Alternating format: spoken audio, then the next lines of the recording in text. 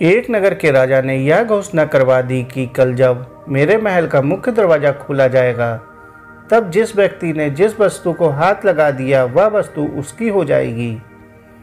इस घोषणा को सुनकर सब लोग आपस में बातचीत करने लगे कि मैं अमुक वस्तु को हाथ लगाऊंगा।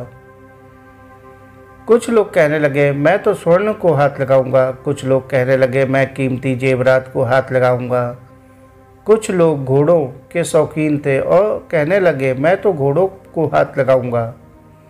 कुछ लोग हाथियों को हाथ लगाने की बात कर रहे थे। कुछ लोग कह रहे थे कि मैं दुधारू गायों को हाथ लगाऊंगा। कल्पना कीजिए कैसा अद्भुत दृश्य होगा वह। उसी वक्त महल का मुख्य दरवाज़ा खुला और सब लोग अपनी अपनी मनपसंद वस्तु को हाथ लगाने दौड़े।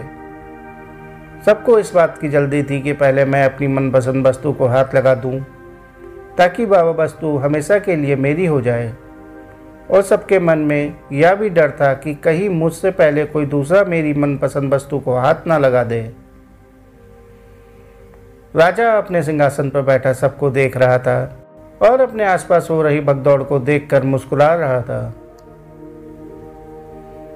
उसी समय उस भीड़ में एक छोटी सी लड़की आई और राजा की तरफ बढ़ने लगी। राजा उस लड़की को देखकर सोच में पड़ गया और फिर विचार करने लगा कि यह लड़की बहुत छोटी है, शायद यह मुझसे कुछ पूछने आ रही है। वह लड़की धीरे धीरे चलती हुई राजा के पास पहुंची और उसने अपने नन्हे हाथों से राजा को हाथ लगा दिया।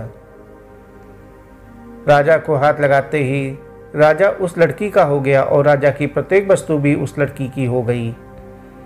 जिस प्रकार उन लोगों को राजा ने मौका दिया था और उन लोगों ने गलती की, ठीक उसी प्रकार ईश्वर भी हमें हर रोज मौका देता है और हम हर रोज गलती करते हैं। हम ईश्वर को पाने की बजाय ईश्वर की बनाई हुई संसारिक वस्तुओं की कामना करते हैं और उन्हें प्राप्त करने के लिए प्रयत्न करते हैं, पर हम कभी इस बात पर विचार नहीं करते कि यदि ईश्वर हमारे हो गए तो उनकी बनाई हुई प्रत्येक वस्तु भी हमारी हो जाएगी।